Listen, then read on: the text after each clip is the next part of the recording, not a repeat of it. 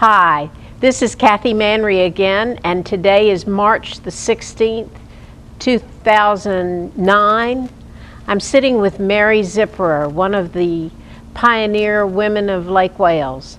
I had an opportunity to spend some time with Ms. Zipprer last week and learned a lot about the early days of Lake Wales, and she has agreed to share some of those with us. So without further ado, let me introduce Mary Zipprer. Hello. How are you? I'm good. You look mighty good today. You look very beautiful today, not surprising, in this summer day. Yes. You were telling us last week about moving to Lake Wales when you were 2 years old. Yes. Where did you move from? We moved from Rosalie, which was on the Kissimmee River. And it was a town there. They had a post office and a school. But when and they also had a turpentine still there. Mr. Tillman used to go down there. He had an interest in the turpentine business. And he and my mother used to play croquet together when they were down there. But after the turpentine business began to fade out, they closed the schools. So my parents had to find some place to send us to school, so they didn't know whether to move to Kissimmee or to Lake Wales, but they came to Lake Wales. And your family had come from Bartow, is that right? Had moved to Rosalie from Bartow? Yes, my grandparents had lived in Bartow. In fact, my mother was born in Gordonville, which is outside of Bartow. My father was born in Bartow, but they had moved down there when they were young, and then they married down there. My mother and father married down there, but my grandfather and grandmother were both from Bartow, but my grandfather was born in Paynes Prairie, up near Gainesville. Near Gainesville. And was Rosalie where Camp Mack is now? Rosalie was, well, there was a commissary that was the main part. Now, I don't really remember. I was too young. I was only 2 years old then, and I don't remember too much about it. But it included Rosalie and a little bit farther on to the south of there, and it included our place too. But all that area in there, people made a living by fishing and trapping. They trapped for animals and used their furs to, I remember they used to take this big salt and salt the hides down. Wow. And then they would take them up to Kissimmee where someone would buy them. And my father used to sell his cowhides that same way too. And people made a living mostly from the river. But your father was a cow hunter, wasn't he? Yes. Were they called cow hunters then? His people had been in the cattle business too, because his stepfather was Jacob Summerlin. Really? And Jacob Summerlin, of course, became the cattle king. But they lived in Bartow, but for a while they even went down to Punta Gorda and lived down there and shipped cattle out to Cuba. Really? But it was quite a business in those days, the cattle business was, more so than it is today in this section. But after my father married my mother, he built a house down there before they got married, and they moved into it, and it was between his house and my mother's home. And we lived there until, as I said, the school closed. Then we moved to Lake Wales. And Mr. Townsend had at that time bought the old schoolhouse in Lake Wales, and he had moved it across the street and was repairing it. Mr. Townsend, of course, was the first Townsend and Lumber Company business here. But he moved it across the street, and my father bought the place, and we moved into it. And that's the house you live in today? And that's the house I live in today. A lot has happened in that house over time. Yes, it has. Your mother has allowed a lot of different people to come and stay there over time. Yes, I've often wondered, where did she put them all? Because there were 6 of us children for a while, and she boarded some of the teachers at different times. And I know that when the Western Union was built in Lake Wales, that the men who were building the Western Union and setting up the equipment up there, they boarded at our house. And I've often wondered, where did they all sleep? Exactly, exactly. You couldn't have that many people there now. No. Was your houses on Sessoms? Were there any other houses on Sessoms at that time? Oh, the Mr. Tillmans. E.D. Ellis's. Oh, yes. Mr. E.D. Ellis had come from, well, he had come from South Carolina, and his wife had come from Arkansas. And he and Mr. E.C. Stuart from Bartow set up the first power and light company, and he is the one who developed all the block across the street from me on the east. He built every one of those houses there, and he started the first power and light company in Lake Wales. And also he and Mr. Stuart set up the Presbyterian Church, and there's a charter there now, as far as I remember, where they can never become just a regular Presbyterian church. They have to be Associated Reform because of the charter, the original charter that they wrote. At that time, just a block from you was Marsh, wasn't it? That was before the land had been filled in from Lake Wales Lake, wasn't it? Where the football field Where is? the football well, field yes, is that now. was a big marsh down there. It was covered with water and reeds, and there were storks that had nests down there. And we used to go down there, but we didn't go in it because it was really kind of boggy, and you could fall into it. But then they later dredged it with sand from the Lake Wales Lake and filled it in and made a football field out of it. And they dredged part of Lakeshore Boulevard. They built Lakeshore Boulevard with sand from the lake also, didn't they? The boulevard around Lake Wales? Yes. Well, that part, I don't remember their dredging that. I think it was just natural. Already there. We used to swim when I was a young girl, very young. We went swimming in the Lake Wales Lake. There was an old, I guess it was something like an old pavilion that had deteriorated and fallen down, and we used to jump off the top of the building that was floating in the water, and that served as our springboard to jump into the river, into the water. But that was before actually that they built the permanent, or at least the temporary pavilion that they tore down later on. Right, right. And that area, which is the area that we now call Lake Wales Park, where there's the basketball court and that type of No, that thing. was down at the Lake Wales Lake that this took place. Oh, yes. Lake Wales, the big lake. The big lake. Yes.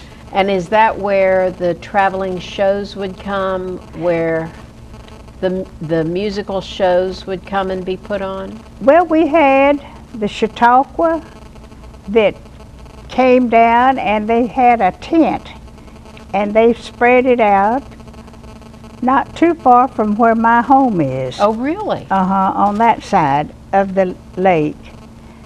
Then after Colonel Crossland came as superintendent of the schools, he was instrumental in securing what they call the Estafbode.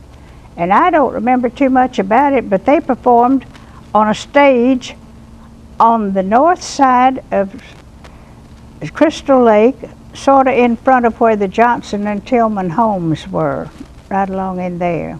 Really? And that was there a were traveling performances show? there. But we used to have performances in the park, in Crystal Park, even before that. Mr. Fred Schultz used to, and he just volunteered his time. He was talented, and he had a concert down there nearly every Sunday afternoon in 2 different bandstands that we had. They were placed throughout that park, and they were not very large, but they were round, and people used to go down there and watch them on Sunday afternoon while Wonderful. he would play, and different people would volunteer to play. And you got to sing a song called Siam, didn't you? Well, no, that was held at the auditorium at the schoolhouse. This is the top of the hill up on Seminole Avenue and 3rd Street. That's actually, those performances were held there on the stage, and they would be, I guess you would call them, performing artists who came through town, and then they would ask the different people in Lake Wales who would like to perform or would contribute a performance for them. And I remember that I danced in one of them, and also because I had been taking dancing lessons, but I never was very talented at it. But I remember one song that we were taught, and it was called Siam, Siam. Siam, Siam, hop on my pony. There's room here for 2, dear, and after the ceremony, we'll both ride back home, dear, as one on my pony from old Siam. Yay! Then we had Negro minstrels too, and we also had different shows throughout the year. We had a lot of entertainment, more so than we might say today compared to the town. And we had carnivals, and we had skating rinks that came to town. And there was another thing we always did, though, for entertainment. On Saturday night, everybody went to town. It wasn't that they went downtown to shop, but they went downtown to visit. We'd go from one car to the other, visiting with different people up and down the street. So excellent. Things weren't so dull, and the children in the neighborhood played. We always played hopscotch. We played tiddlywinks. Did you ever play tiddlywinks? I have played tiddlywinks and pick up sticks and jacks. Well, I always hated to see jacks and marbles playing disappear, because the children, I've noticed, whenever they were playing those games, the boys would make the rules and the girls would make the rules, and if you didn't follow those rules, out the game you go. They made their own rules, and that way they didn't have to be supervised, because they supervised themselves. Mm-hmm. That was their own type of democracy, yeah. Wasn't it? When you graduated from, well, actually, I wanted to ask you about the typhoid epidemic. There was an outbreak of typhoid in your family, wasn't there? Yes. There was an old well down at my grandmother's house on the Kissimmee River back down at Rosalie, and it was contaminated, and they found out later on that that's what caused the typhoid fever. But they did not know, the doctors could not determine what it was. But my sister had it, my grandfather had it, and my aunt, and my grandmother, but my grandmother got over it, but 3 of them died. And finally my father's sister came over from Tampa, and previously she had had some experience with typhoid fever because her husband had died with it and her son had died with it. So she looked at the patients and she said, "Have you ever thought it could be typhoid fever?" So they began to test them, and they found out that that was what it was. And what could they do for the patients? Just give them fluid, or there was no medicine, was there? They didn't have the antibiotics. Today they could have cured it right away, but they did not have the medicine in those days to do it. But well, I'm glad they moved you to your grandfather's house so that you made it. yes, my grandfather lived on Polk Avenue. He lived right where the overpass or the underpass is today, and that house burned down, and they have built a brand new house there.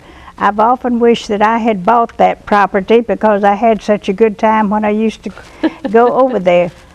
But we would go to their house every day after school, have to walk home, and I remember I was scared to death to pass by Major Watkins' home because he had a great big German police dog that would jump up on that iron picket fence, and I was afraid he was going to bite me. And Mr. not Du Bois, but Mr. Watkins was the father of Mrs. Robert Leon Johnson. But they were quite well-known people in Lake Wales at that time. They were allowed to have a German police dog. Yes, you could have dogs and you could have cats, and most everybody had them. And you could actually grow any animals that you wanted right there in town, right? Oh, we used to have chickens in our backyard. Oh, yes, and I want a rooster so bad myself right now. I love to hear them crow. I believe not only your neighbors, but also the church might object to that. Yes, I imagine they would, but I still like to hear a rooster crow. Waking you up in the morning. We used to have chickens in our backyard, and that's where my mother raised them, and whenever we wanted to have a chicken for Sunday dinner, we would just go out in the yard and just grab a chicken and wring his head off, and then we would pour hot water on his feathers, pull the feathers off, clean them that way, and then put them in a pot and make chicken purlow, we called it. And put rice with it? Yes. Oh, yes. That would have been delicious. Your mother was feeding quite a number of people. Yes, usually. And so, were you in school on Seminole? Were your schools that you went to, were they on Seminole where the Boys and Girls Club is now? The school? Yes, that you went to. The school that I went to was, I don't know what you would call it because it really was a high school at that time. It was from the 1st grade through the 12th grade. Wow. And was the one that is on Seminole Avenue and 4th Street, or 3rd, I believe it is. It's the one that Mimi Hardman wants to restore, or at least to make an auditorium out of. But that's the school where it was, and I went to school there until I graduated. And no, when I went through the 8th grade there, and then went over to the high school. The high school was built in about 1927, I guess, somewhere along there. But I went all the way through that went through the old school until we graduated into the high school. And from the high school, that's when Colonel Crossland came. Now, Colonel C.E. Crossland, was a Rhodes Scholar, and he was a principal at that time. He was ahead of the time, and he brought the schools up to high standard at that time, and we could be accepted into almost any college, but people couldn't afford to go to college in those days. Well, especially you graduated from high school during the Depression, right? Yes, it was definitely during the Depression. I grew up in the Depression, and nobody would believe the conditions in those days, but we did not know that they were underrated, or that anyone could call them condemned, or that anyone would call us even poor, because everybody was in the same boat, we might say. We did not have money to spend, but that had happened, of course, after the crash. You know about the crash? I do. But the crash in Florida actually was a little before 1929, wasn't it? The land boom had gone down before 1929. Well, people today reminds me very much of the way it was when we called it boom time. In fact, everybody built houses here. They sprang up just like mushrooms, and we called them boom time houses. Some of them were just half built. And then there was the crash. Then everybody was living high, and then all of a sudden there was a crash. And people, actually, it changed life for many people. Those who had been living in luxury now had to come down and live like everybody else. But we didn't know that we were having any difficulties. Everybody was happy. We shared with each other, and more so than we do now. You told me the other day that people were more generous then than they are Yes, they now. were much more generous in those days. For instance, during the time that my people were suffering with typhoid fever, Mrs. C.L. Johnson, who lived up the street from me, she would send her chauffeur down with a big tray of food for all the patients and have it covered over with a napkin. I remember that. And she was very generous about helping to feed those people.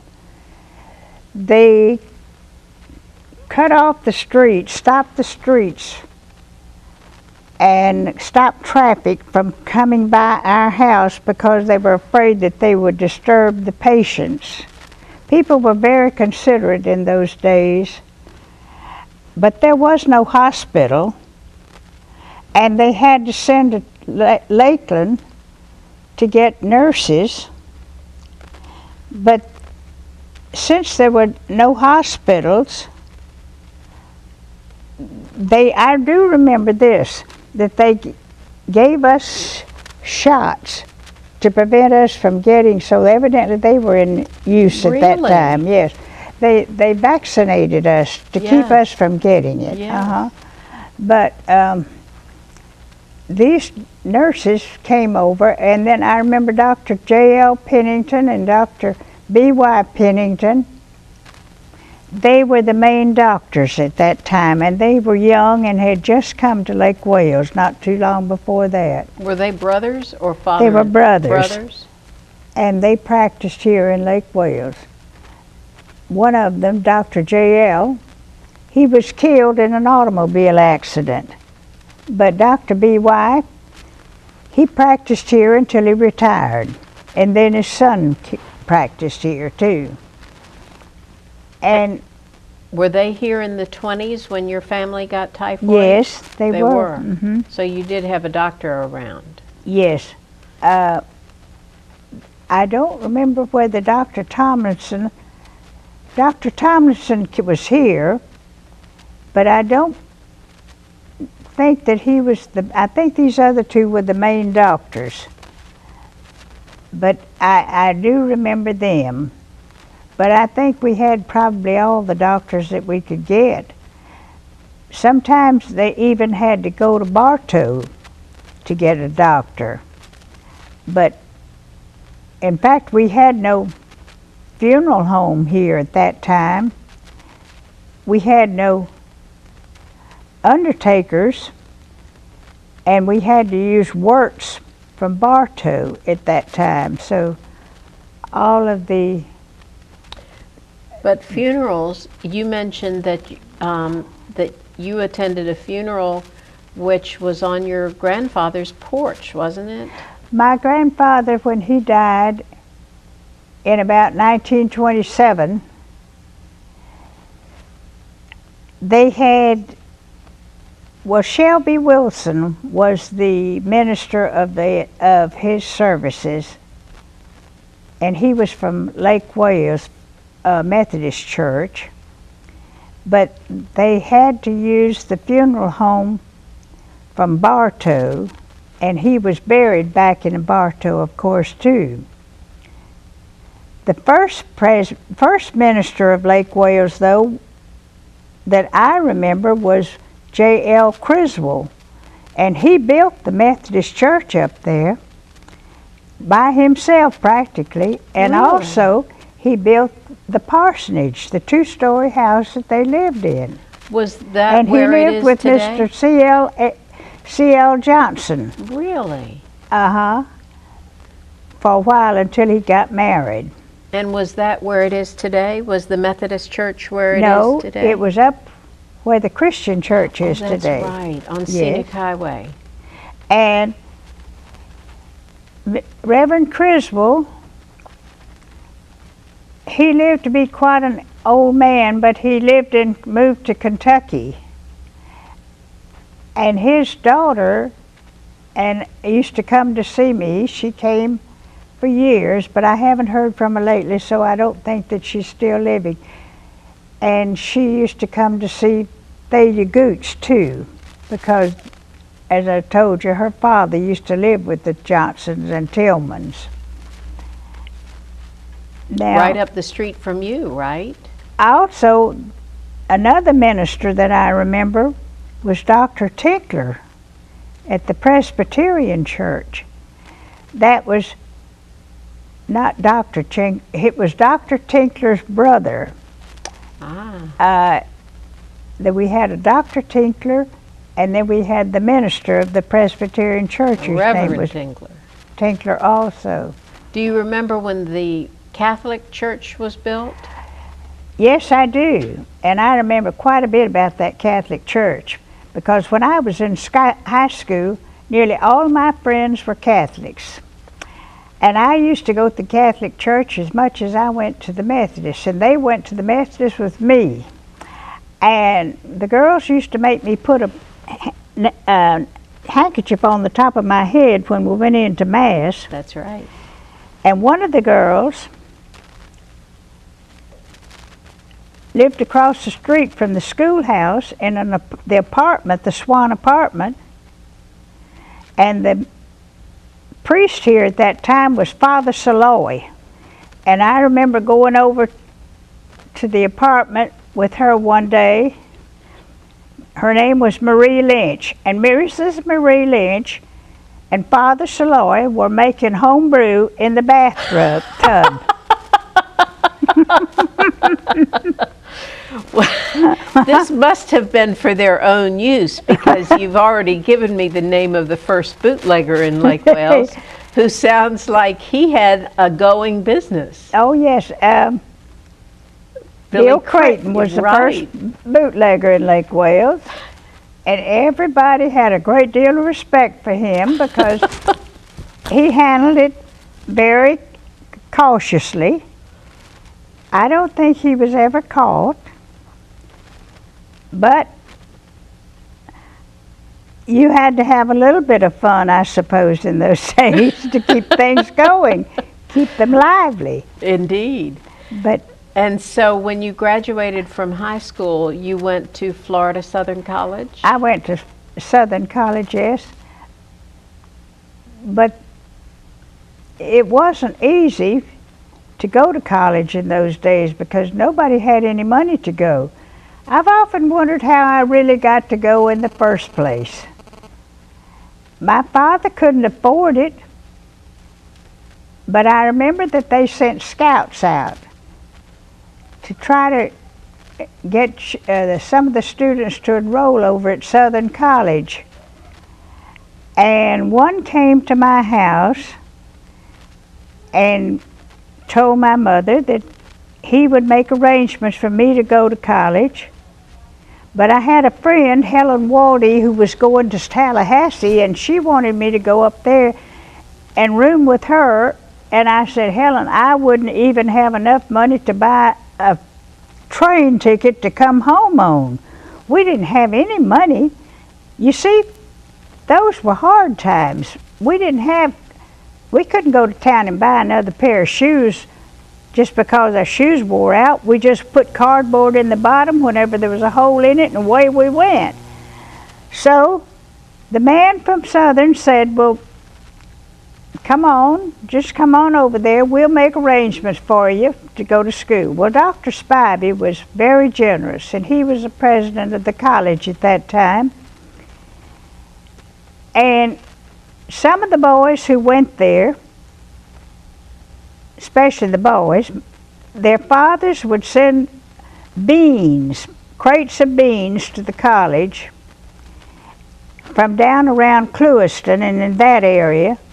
And that's how we ate beans from morning until night so that those boys could go to school, and that paid for their tuition to go there. My father finally sold enough cows that he was able to go over and pay my fare for the year, and he paid $450, and that put me through school. The next year I told Dr. Spivey I could not go to college because I couldn't afford it. Could I work? And so he said yes, so I got to go for $250 that year. And then I got a job teaching school when I was 20, just turned 20. You had to get somebody to beg for a job. I sent Mr. O'Byrne over to see C.I. Hollingsworth, who was the superintendent of the schools at that time, and told him that I went to church every Sunday and I went to Sunday school, and that ought to help me out to be a good teacher. And so that went a long way. You had to have strict background before moral they values, would hire you in moral those days. standards. And so you started at Davenport? Yes, I taught at Davenport for 3.5 years. So you moved there. And then I came to Lake Wales to teach. And I taught with one of the teachers that I had been my teacher in school. And that was Nolie Bryan. And one of my teachers is still living. and that's Hazel Mary Alexander. Oh, she taught you She as taught well? me when I was in high school. She was just a young teacher, young, just out of college herself. And we were very fond of her and thought quite a bit of her. That's wonderful. But And do you remember? we had local school boards in those days. And she can tell you a little story about the local school boards. and how powerful they felt they were, I guess. Oh, they were powerful. I don't care for charter schools because of that, because of the local school board member. There was a local school board member who didn't like her, so he had her fired. They also had Colonel Crossland fired. Colonel Crossland was a Rhodes Scholar, same as Bill Clinton, and just as smart. But because he was trying to raise the standard of the schools, the school board member didn't like him. They didn't like the way he tipped his hat, so they fired him.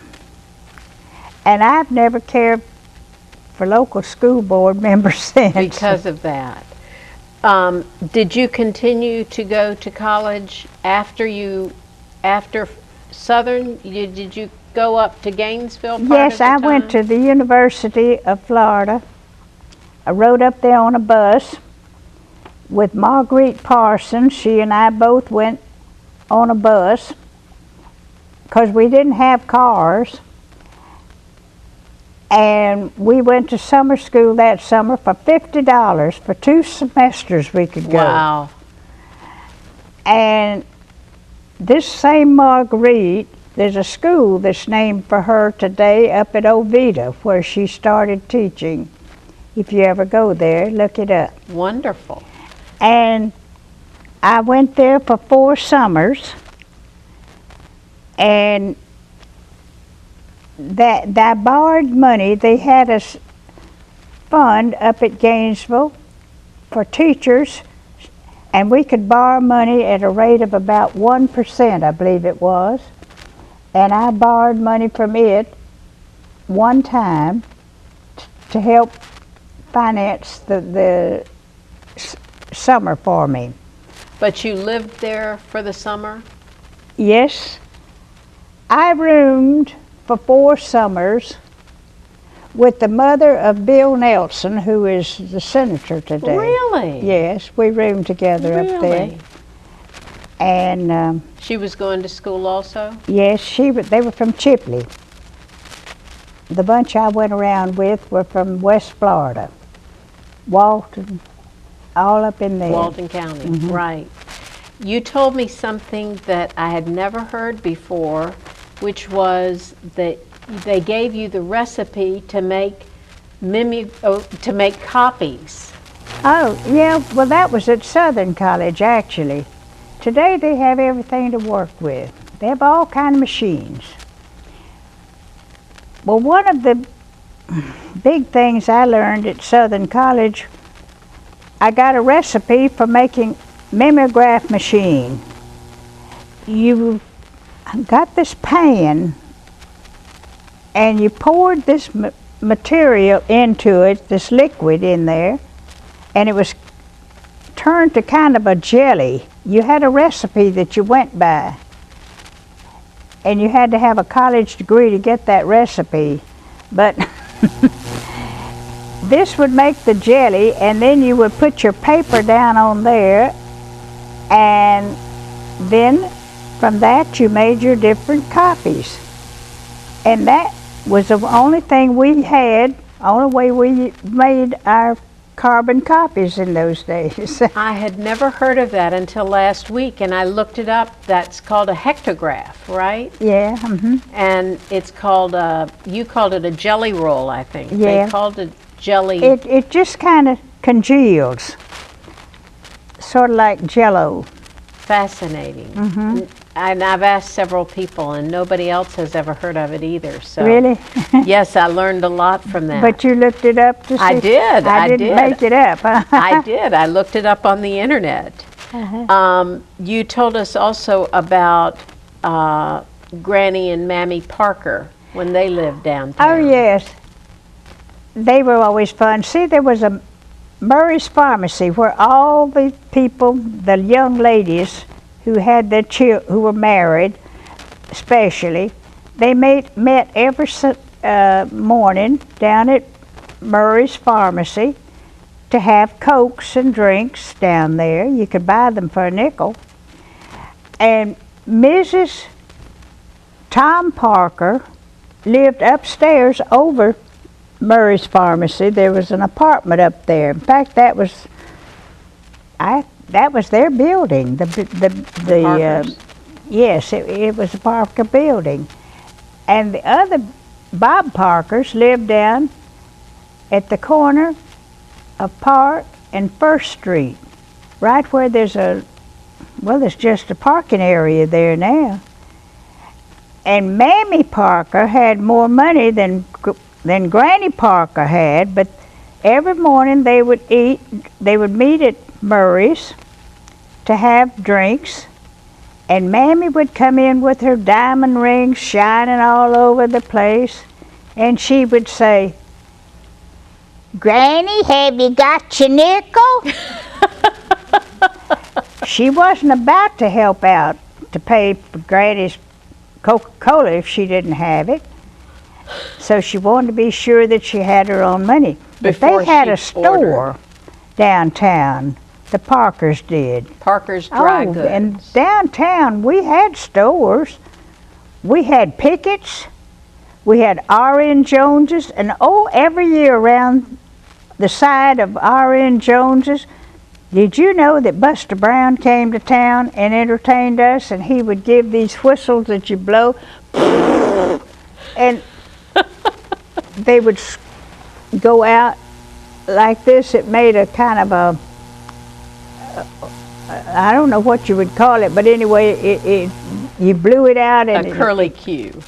Yeah, I made a curly cue out here, and you could blow into somebody's face if you wanted to. And they gave these little crickets that you mashed, and they'd go pop, pop, pop, pop, pop. Everybody loved when Buster Brown came to town, but did his dog R.N. Jones's sold the Buster Brown shoes, so naturally that's why Buster Brown came to town. Was R.N. Jones, was that just for children? R.N. Jones and Mrs. R.N. Jones was one of the best women in Lake Wales or any other place that I've ever known. She was a good woman. She was the daughter of the Tulberrys. They were related to the Tulberrys. Yes. And Grandpa Tulberry lived over on Park Avenue, right in, it's the next house down from the church, Presbyterian Church. Right. That's where they used to live. Right. But and they were also early pioneers, the Tulberrys, weren't they? The Tulberrys, A.C. Tulberry. yes, they were. I did know where the Tulberrys were from. I know the Kincaids were from Illinois. Lake Wales was made up of Yankees. In fact, I guess you would say that most of them were Yankees. We got along. We didn't resent there being a Yankee. We didn't compare them with us. We picked up their ways and they picked up ours. Absolutely. And we got along very well together. But the Tulberrys came from somewhere, I do not remember exactly. Seemed like Ohio, but I'm not real sure right now. Well, Booster Briggs got a lot of people to move here, didn't he, Booster Briggs? Oh, Joe Booster Briggs, he was a big mouth. And he died at the Chautauqua. He was instrumental in getting the Chautauqua to come to town, but he dropped dead. His daughter was a very good friend of mine, and he did a lot for Lake Wales. At the same time, that's the reason that I've always understood that the train met out at Westlake, Wales, because he had some land out there that he wanted to sell. So he boosted for that, and somehow he negotiated that they put the train out there so he could sell his land, and that's the reason it didn't come into Lake Wales. But we used to meet the train at 9:30 at night. If we wanted to mail a letter, we would meet the train that came through Lake Wales. So it was two different lines. It was the coastline and but if you wanted seaboard or something. If you wanted to travel anywhere, you went out to Westlake, Wales, to the train out there. But this Joe Booster Briggs, J. Fire Du Bois, he said I remember Joe Booster Briggs had a pencil, and he said, those who deal with us make no mistakes, so we left the eraser off. I remember that. And Mr. J.F. Du Bois, he called himself J. Fire Du Bois because he sold fire insurance. Really? Mm-hmm. And we had dancing lessons back then too. Pauline Burright from Bartow came over, and she taught us all kinds of dance lessons, and I was never very graceful, but I was in it. And our May Day was always down at the Woman's Club, which is right where the Woman's Club is today, but it is the building that they call what is that building called? The Stuart. It used to be the Chamber of Commerce. They used it for the Chamber of Commerce, and then Mimi Hardman moved it down by the depot. Right. It's down there. The Stuart Oliver House? Actually, that was a woman's. They used it for the May Day performances right through there. Martha Gum was the Mimi Hardman of those days. She promoted a lot of things that we wouldn't have had otherwise. Olivia Wheeler was also a promoter later on. The Wheelers and the Hurlbuts were relatives. I don't know if you ever knew that or not. I did not. I went to school with one of the Hurlbuts. They were, and the Hurlbuts are old-timey people here, and so were the Wheelers. The Wheelers were I believe came about the same time that they did. But you know where the Methodist Church is? That used to be a high hill over there. Did you know that was a high hill? I did not. And Clarence Tallberry kept, and Deck Mims kept their mules back there where the church is today. Because they had a grove caretaking place along there.